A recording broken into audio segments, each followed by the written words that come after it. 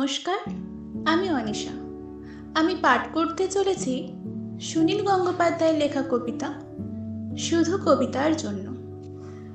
শুধু কবিতার জন্য এই জন্ম, শুধু কবিতার জন্য কিছু খেলা, শুধু কবিতার জন্য একা হিম সন্ধেবেলার ভুবন পেরিয়ে আসা, শুধু কবিতার জন্য অপলোক মুখশ্রীর শান্তি এক ঝলক।